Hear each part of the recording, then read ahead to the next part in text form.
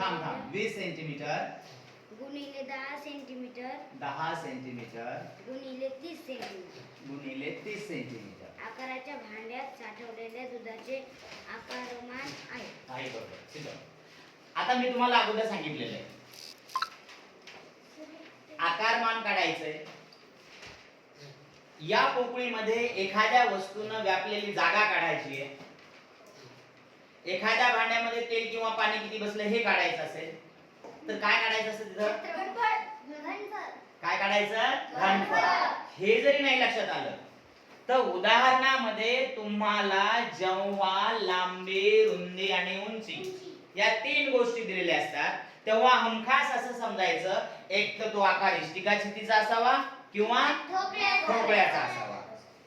आणि लांबी रुंदी उंची दिलंय याचा अर्थ घनफळ काढायचं. बरोबर आहे. याचा अर्थ घनफळ काढायचे. मग इष्टिका छितीच्या घनफळाचं सूत्र इष्टिका छितीचे घनफळ किंवा इथे ठोकळ्याचे सुद्धा लिहू शकता. बरोबर लांबी रुंदी उंची.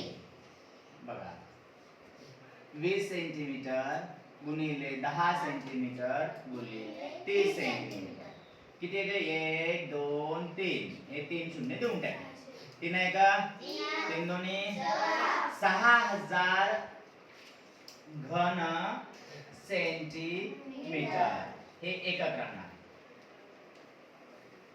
आहे का. पर्याय बघा नाही ना.